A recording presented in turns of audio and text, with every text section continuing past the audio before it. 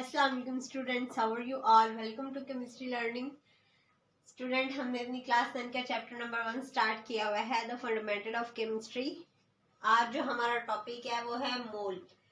तो सबसे पहले हम इसकी डेफिनेशन को देखते हैं। द अमाउंट या मास of a substance that contain 6.02 into 10⁻23 number of particles atom, molecule और फार्मूला यूनिट। इसका मतलब क्या है कि कोई भी मास होगा या कोई भी अमाउंट होगी किसी भी सब्सटेंस की जिसके पास 6.02 into 10⁻23 नंबर ऑफ पार्टिकल्स होंगे, एटम के या मॉलिक्यूल के या फार्मूला यूनिट के, वो क्या कहलाएगा? मोल। इसकी एब्रीवेशन MOL होती है, ठीक है। मोल ऐसे लिखते हैं। अगर किसी भी मास के साथ लिखा जाए कि ये मोल है तो उसके साथ ये एब्रीवेशन आती है। Mass of the substance is either one of the following: atomic mass, molecular mass, formula mass। अब mass क्या होता है किसी भी सब्सटेंस का? या एटॉमिक में होगा कि अगर एटम्स का mass है तो हम उसको एटॉमिक mass करेंगे, अगर मॉलिक्यूल्स का mass है तो हम उसको कहेंगे मॉलिक्यूलर mass, और अगर फार्मूला यूनिट्स का mass है तो हम उसे कहेंगे formula mass। These masses are expressed in atomic mass unit EMU।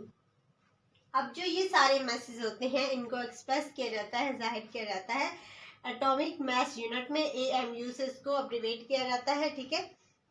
अगर कहीं लिखा होगा एटॉमिक मास यूनिट तो उसके मास लिखा होगा, अगर उसके साथ AMU लिखा है तो इसका मतलब वो होगा कि ये मास के फॉर्म में लिखा गया है। But when these message are expressed in grams, अगर यही मैसेज हम एक्सप्रेस करें ग्राम्स के अंदर, they are called molar mass, तो ये उसका क्या कहलाएगा? मोलर मास कहलाएगा।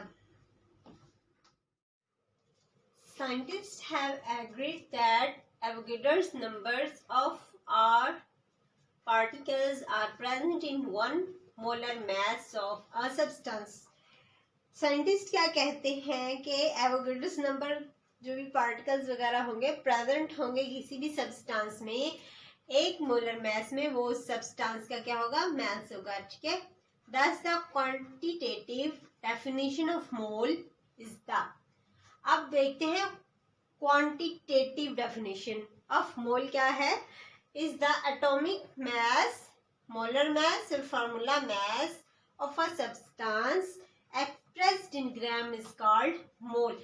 मोल की जो क्वांटिटेटिव डेफिनेशन है, पहले जो पढ़ाई थी वो ऐसी डेफिनेशन थी, अब क्वांटिटेटिव है कि अगर एटॉमिक मास को, मोलर मास को या फार्मूला मास को या मॉलिक्यूलर मास को हमने एक्सप्रेस करना है ग्राम्स के अंदर तो वो क्या कहलाएगा? मोल कहलाएगा। For example, atomic mass of carbon expressed as 12 gram, ठीक है। अगर 12 ग्राम अगर लिखा गया है तो वो किसके इक्वल है?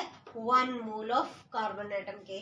Molar molecular mass of water है, एक्सप्रेस्ड है 18 ग्राम। जो भी इसका मास है वाटर का वो 18 ग्राम होता है, ठीक है। अगर इसको ग्राम में लिखा गया है तो ये क्या होगा? किसके बराबर होगा? 1 मोल के बराबर होगा। Formula mass of NaCl expressed as 58.5 gram is equal to 1 mole. तो क्वांटिटेटिव डेफिनेशन दोबारा रिवाइज करते हैं। एटॉमिक मास, मॉलिक्यूलर मास या formula mass of a substance, किसी भी सब्सटेंस का एटॉमिक, मॉलिक्यूलर या फार्मूला मास होगा, एक्सप्रेस किया जाएगा ग्राम्स में। इनका मास एक्सप्रेस किया जाएगा ग्राम्स में तो वो किसके इक्वल होगा? 1 मोल के इक्वल होगा, ठीक है। अब हम देखते हैं रिलेशनशिप बिटवीन मोल एंड मास।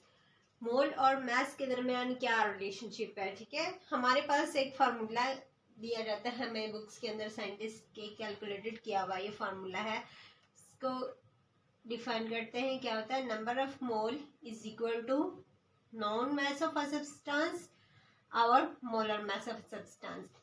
अगर हमें किसी के नंबर ऑफ मोल मालूम करने हो किसी भी सब्सटेंस के तो हमें 2 चीजें मालूम होनी चाहिए, एक उसका मास और दूसरा उसका मोलर मास। और अगर हमें उसका मोलर मास मालूम करना है तो हमें इसके नंबर ऑफ मोल्स मालूम होने चाहिए और उसका मोलर मास मालूम होना चाहिए, ठीक है। ये फार्मूलाज आपने लर्न करना होता है। अब एग्जांपल देखें, calculate the number of moles in 40 gram of H3PO4। ठीक है, ये सब्सटेंस है, इसके अंदर हमने नंबर ऑफ मोल कैलकुलेट करने हैं। हमने सबसे पहले इसका डाटा राइट करना होता है। सबसे पहले हमें क्या डाटा में से हम देखते हैं, तो सबसे पहले हमें क्या मालूम करना है, इसके नंबर ऑफ मोल। ठीक है, हम देखते हैं हमें क्या क्या चीजें गिवन है। ठीक है, गिवन मैस हमारे पास कितना है, 40 ग्राम। मॉलिक्यूलर मैस इसका हमने, या मोलर मैस जो हमने खुद फाइंड आउट करना। आप देखते हैं 98 ग्राम कैसे आया।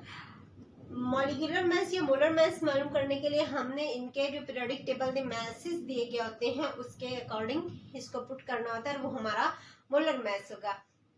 अब देखते हैं, जो हाइड्रोजन है वो 3 टाइम है। हाइड्रोजन का मैस 1 होता है, इसलिए 3 लिखा है।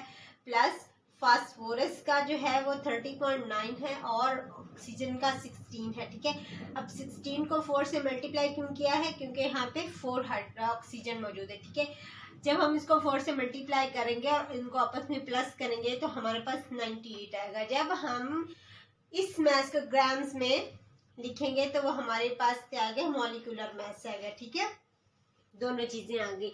अब हम फार्मूला ये वाला पुट करते हैं, क्योंकि हमें नंबर ऑफ मोल कैलकुलेट करने हैं। नंबर ऑफ मोल लिखेंगे, मैस लिखेंगे गिवन मैस, और नीचे मोलर मैस। 40 ग्राम गिवन है और 98 इसका जो है मोलर मैस है। जब हम इसको डिवाइड करेंगे 0.408 आंसर आएगा। ये क्या है, नंबर ऑफ मोल है। Therefore 40 gram will contain 0.408 gram mole of H3PO4। ठीक है, हमारे पास क्या आंसर आता है कि नंबर ऑफ मोल इस कंपाउंड में या इस केमिकल चीज में या मॉलिक्यूल में हमारे पास कितनी है, 0.408 ग्राम।